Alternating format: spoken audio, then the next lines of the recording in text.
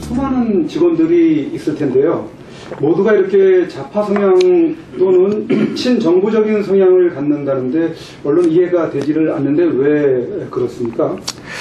많은 사람들이 KBS에 이런 구조적인 문제가 있는 줄 잘 모릅니다. 제가 다시 간단하게 설명을 올리겠습니다. KBS 안에는 노동조합이 3개가 있습니다. 전체 직원이 한 5,000명 좀 줄여서 4,000명 조금 넘는데요. 5,000명이 잘 안 됩니다. 4,000명 조금 넘는데, 원래 노동조합이 하나 있었습니다. 이 노동조합 하나 있다가, 좌파 정권을 거치면서 이명박 정권이 탄생할 즈음에 이른바 좌파 성향의 언론 노조가 생겼습니다. 좌파 성향의 언론 노조. 그리고 원래 있던 노조는 이념이 거의 이념 성향이 약합니다. 뭐 보수나 진보 이런 색깔이 약하고. 그래서 그 좌파 성향의 노조가 생겨서 굉장히 정치적으로 사내에 시끄럽게 할 때 그때 저희도 공룡 노조라는 것을 만들었습니다. 지금 1노조, 아까 말씀드린 그 노조 성향이 적은 이념 성향이 적은 그 1노조에는 주로 기술직 직원들이 있는데 한 2,000여 명 가까이 되고요. 노조원이. 좌파 성향의 본부 노조, 여기는 한 1,800명, 600명에서 800명 사이 그렇게 됩니다. 그리고 공룡 노조 저희는 사실 몇십 명이 안 됩니다. 주로 공룡 노조는 나이가 좀 든 고참들이 이런 좌파로부터 회사를 구하자 해서 나섰던 거고요. 그런데 이 3개의 노조가, 구성이 어떻게 되냐면, 아까 말씀드렸다시피 1노조, 이념성이 약한 옛날 그 노조는 PD가 주로 있는데, 좌파 성향의 본부 노조는 기자와 PD의 한 80% 내지 90% 가까이, 거의 대부분이 거의 가입되어 있습니다. 왜 그러냐면, 과거 진보 정권 때, 노무현 대통령 때도 주로 정현주 사장이 그런 진보 매체에서 특채를 많이 뽑았습니다. 대거. 그리고 그 사람들이 중심이 돼가지고 회사를 돌아가고, 그게 진보 정권이 한 10년 됐지 않습니까? 그리고 그 이후로 뽑아도 이 사람들이 신입사원들을 교육시킵니다. 그래서 그 이후로 사실상 신입사원이 들어오면 거의 대부분 본부 노조에 다 들어가 버립니다. 따라서 본부 노조의 기자와 PD가 80% 이상이 되기 때문에 가만히 놔두면 좌파 방송합니다. 가만히 놔두면 우리 국가의 정체성보다는 자기들의 이익과 정치적인 신념에 가까운 방송을 하게 되어 있습니다.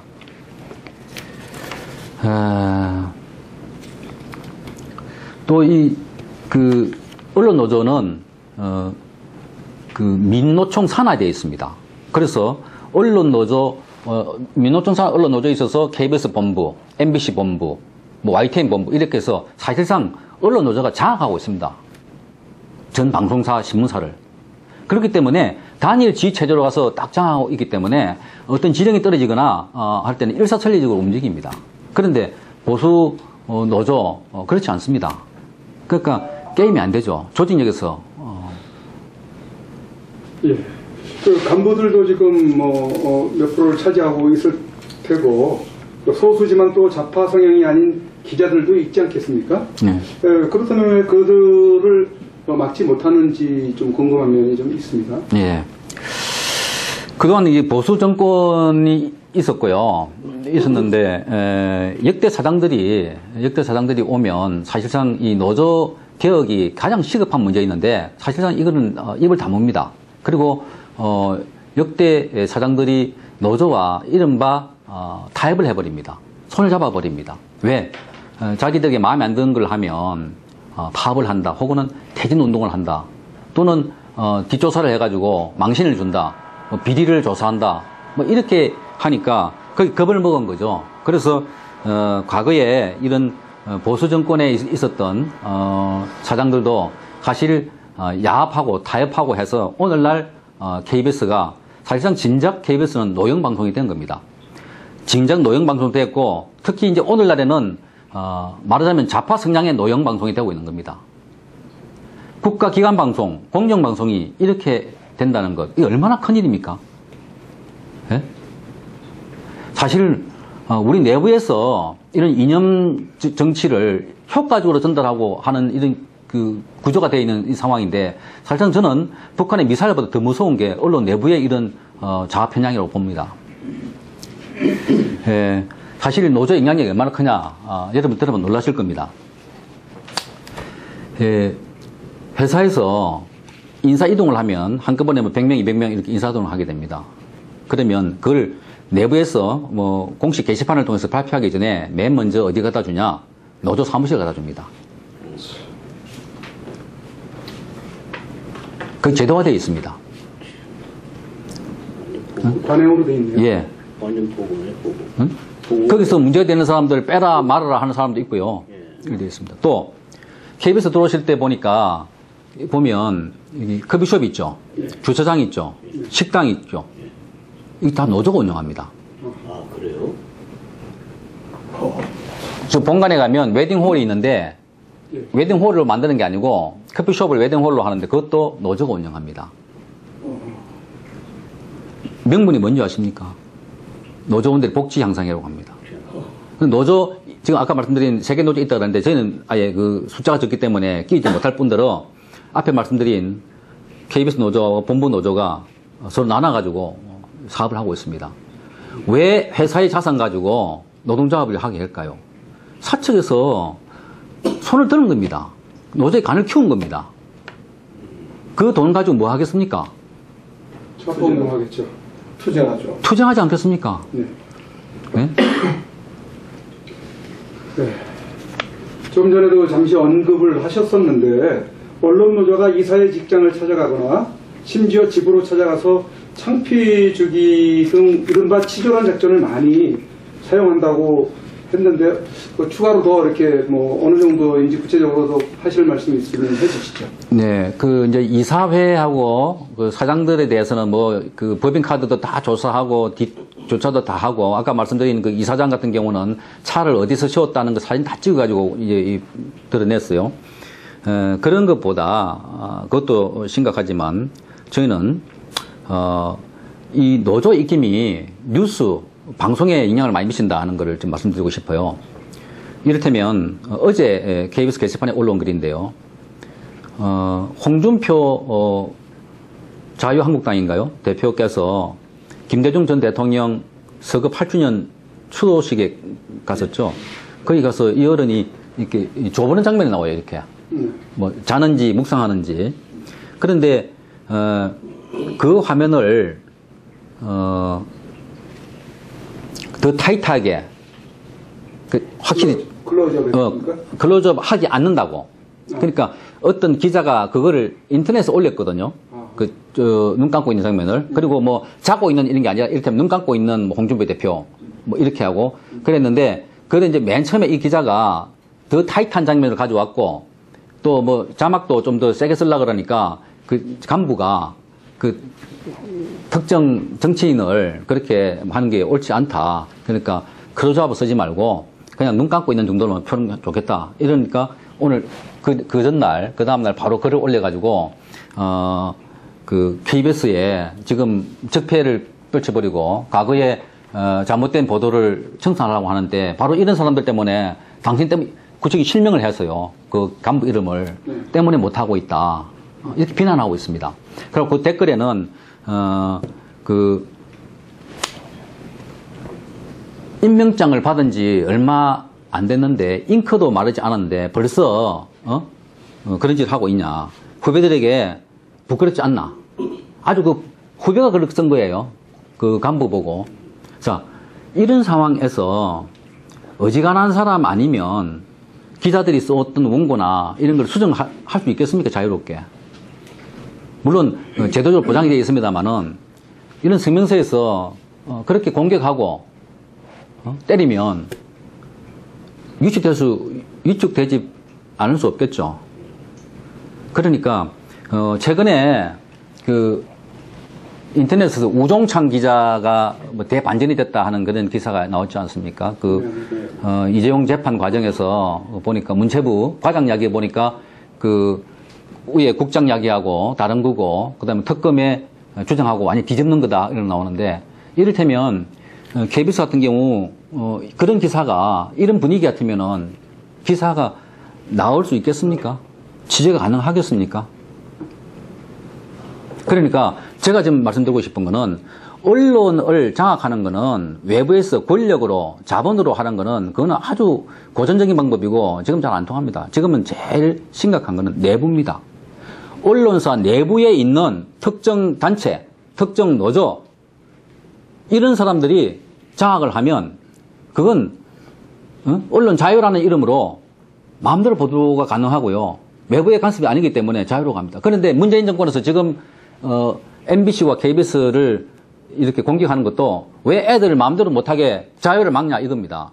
그 자유가 무슨 자유입니까? 좌파로의 자유, 좌편향으로의 자유 아니겠습니까?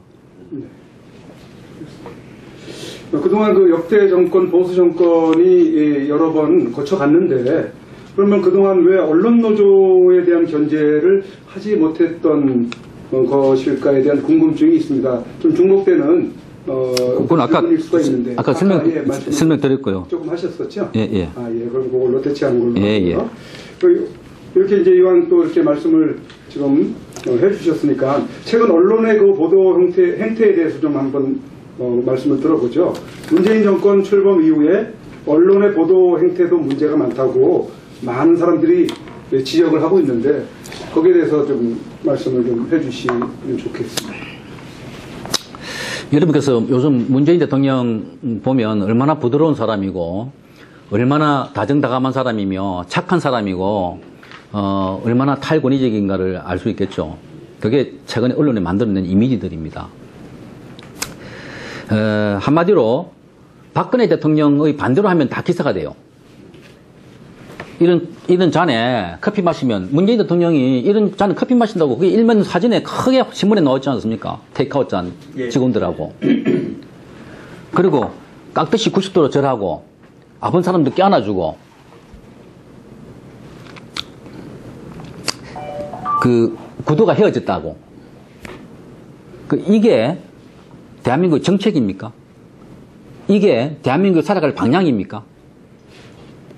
지도자는 이런 이미지에 묻혀 있으면 안 됩니다. 그렇습니다. 이런 이미지에 묻혀 있는 사람도 주로 어떤 사람들이 아십니까? 과거의 히틀러, 그렇죠. 스탈린, 그런 사람들도 히틀러 얼마나 이미지를 좋아했습니까? 이거 완장 차고 하이 히틀러 그렇지 않았습니까? 그러니까 최근에 대통령께서 많이 노출되고 있는 거는 이거는 기사가 아니라 가십거리입니다. 이거는 대한민국의 결정 방향과 대한민국 먹거리와 우리의 정체성과 우리의 안위에 관계되는 문제가 아닌데 언론은 유독 여기에 주목하고 있습니다.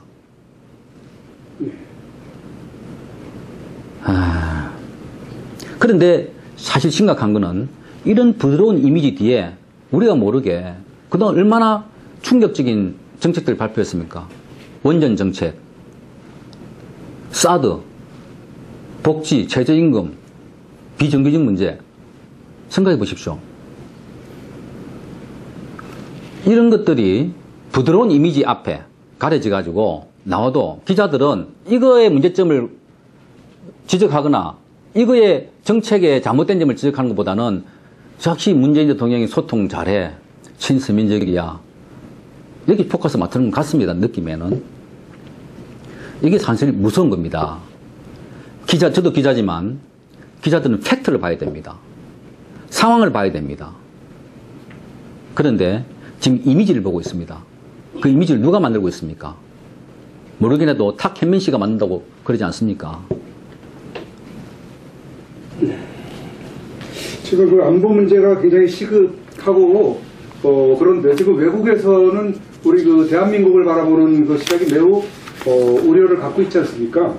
이 문제에 대한 보도는 사실상 우리 정작 대한민국에서는 별로 보도를 안 하고 있는데 이 문제에 대해서 문제가 많은 것 같습니다만 어떻게 보시는지요?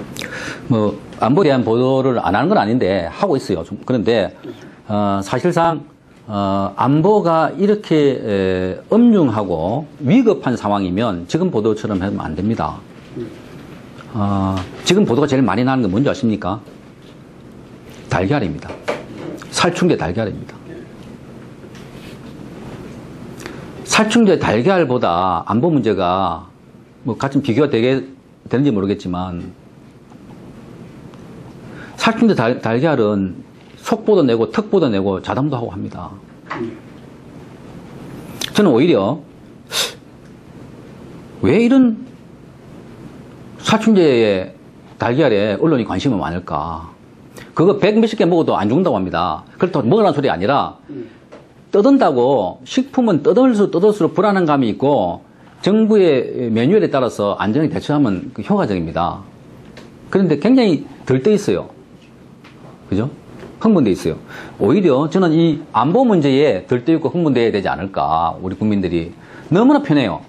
얼마 전에 외국 특파원이 한국에 미사일을 쏜다고 해서 방송하러 왔다가 미사일을 쏘니까 자기는 대피소 나가야 됐다고 호텔에 물어봤더니 대피소도 없대요. 모른다고. 그리고 시민들 아무도 대피 안 한다는 거예요. 그 호텔에. 네. 그런데 생각해 보십시오. 북한이 미사일을 쏘면 일본 신칸센이 멈추고 애들도 훈련하고 다 합니다. 우리는 북한의 미사일이 절대 이게 안 오는 것처럼 생각하고 있습니다. 맞습니다. 생각해 보십시오. 1950년 6월 25일이 일요일이었습니다. 가장 평온할 때 넘어왔습니다. 1941년 12월 9일이 진주만 폭격할 때인데 그때도 일요일이었습니다. 아침에 미국인들이 차 마시고 아침 먹고 난 뒤에 휴식할 때 때렸습니다. 그런데 우리가 괌에 북한에서 미사일을 쏜다고 하니까 한국 사람들은 괌에 휴가지 거기 캔슬 안 될까봐 캔슬 될까봐 휴가 계획 잡아놨는데 그걸 걱정하고 있답니다. 미사일 쏴도 피서지는 박자박자하고 있고 정말 이런 상황에서 한 발 터져보십시오. 어떻게 대처하겠습니까? 사실 정부와 언론의 관심은 안전입니다. 정부의 제일 큰 존재 이유가 국민의 생명과 안전을 지키는 거 아닙니까? 국민의 자산을 지키는 거 아닙니까? 그런데 우리 언론은 여기에 너무 둔감해 있는 것 같아요. 너무 익숙해진 것 같아요. 이미 안 할 거라고. 그래서 저는 우리 쪽에 그 방어 무기인 사드 하나 배치 못하는 걸 보고 이게 참 큰일 났다 생각이 들었습니다. 그래서 우리 언론도 이 안보 문제에 대해서 입체적이고 다각도로 경각심을 갖고 해야 되고요.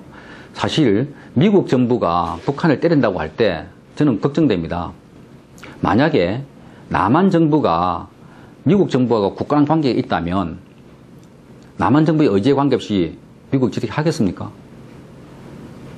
그런데 미국 정부는 때린다고 그러니까 남한 정부의 대통령은 우리의 허락 없이는 안 된다, 이렇게 이야기합니다. 그걸 밖으로 떠들어야 될 내용들입니까?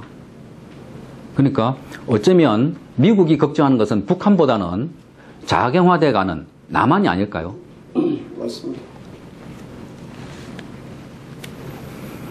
예. 지금 군의 사기가 많이 떨어져 있을 것 같습니다. 전에 그 성주에서도 보면 민간인이 군을 검문하는 그런 그 사태가 벌어진 이후에 또 최근에 그 고위 군 장성에 대한 어떤 문제가 지금 대두가 되고 있는데 지금 군의 사기가 그 어느 때보다도 높아야 하는 이때가 아니겠습니까? 지금 그러나 군은 그렇지 못하는데 어떻게 보시는지요? 그 언론인으로서 군을 평가하기 하지만 어쨌든 이 군에 대한 기사는 더 많아야 되겠다 생각을 하고요. 다만 한 가지 얼마 전에 그 공감병에 대해 갑질했다고 육군대장이 옷을 벗는다, 입건한다 이런 글을 볼 때 사실 저는 안타까운 마음이 굉장히 많이 들었습니다. 그 어떤 갑질을 했는지 뉴스를 보면 해서는 안 되는 짓을 했죠. 그런데 언론의 보도 행태를 보면 굉장히 선전적입니다. 그 후에 또 있더라 하고 이제 딴 걸 쫓아다닙니다. 갑질. 예, 그렇습니다. 예? 그거 외에 육군밖에 그런 게 아니고 해군도 있다, 어디도 있다 이렇게 쫓아다닙니다. 이건 뭡니까? 군 사기를 꺾는 거 아니겠습니까?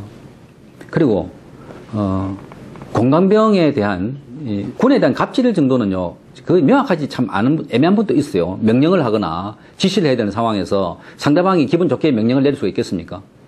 상대방이 기분 안 나쁘게 지시를 할 수 있겠습니까? 그죠? 그리고 우리 사회에 이 갑질이라는 용어가 너무 많아요. 예. 언론이 너무 많이 쓰고 있어요. 갑질. 세상을 갑과 을로 나누면요, 못 삽니다. 싸움터가 됩니다. 집에서도 갑과 을로 나누면 아버지가 자식 보고 갑질한다고 그럽니다. 자식이. 그렇지 않겠습니까? 3, 40년 동안 나라를 지키기 위해서 별을 달았던 분인데 불명예스럽게 나간 건 안타깝고 그분이 갑질을 했다면 거기에 대한 응당한 처벌을 받아야 되겠지만, 그러나 필요 이상으로 선정적인 보도로 우리 군의 사기를 꺾는다면, 지금 군을 흔히 사기를 묻고 자란 집단이라 그러지 않습니까? 맞습니다. 북한하고 첨예하게 대립되어 있는 이런 상황에서 군에 대한 보도는 보다 더 신중해야 된다고 저는 그렇게 생각합니다. 현재 잠깐만요. 현재 언론이나 현 정권이 갑질을 하고 있는 거 아닙니까? 동의합니다. 예. 그 안보나 군의 문제만은 아닌 것 같습니다. 그 원자력 발전 폐기나 복지 문제, 최저임금 등 정책 대부분도 하루아침에 뒤집어지는 것이 많아 혼란스러운데 이 부분에 대한 언론의 보도 상태 또 접근은 어떤지 한번 좀 듣고 싶습니다. 예, 문재인 정권이 들어서고 난 이후에 참 걱정이 많이 되는 거는 이런 급격한 정책 변화가 잦다는 겁니다. 대통령은 온화한 이미지고 착한 이미지고 참 이웃집 아이씨 같은데 내놓는 정책들은 굉장히 가격하거나 거칩니다. 자, 생각해 보십시오. 대한민국의 헌법이 바뀌었습니까? 정체가 바뀌었습니까? 공화주의가 아니고 전제주의입니까? 그런데 왜 갑자기 이런저런 정책들이 하루아침에 바뀌고 모든 사람들이 충격받을 만큼 그런 정책을 내놓습니까? 정권이 바뀔 뿐입니다. 그러니까 지금 바꾸는 정책들도 과거 정권에서 충분하게 토론하고 수렴하고 동의하고 합의한 정책이 많습니다. 원자력도 그렇고요.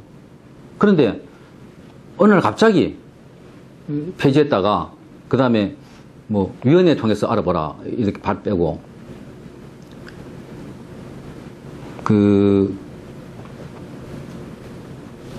너무나 급격하고요. 마치 혁명이 난 것 같고, 그런데 언론 보도는 사실 받아적기 수준이 밖에 안 됩니다.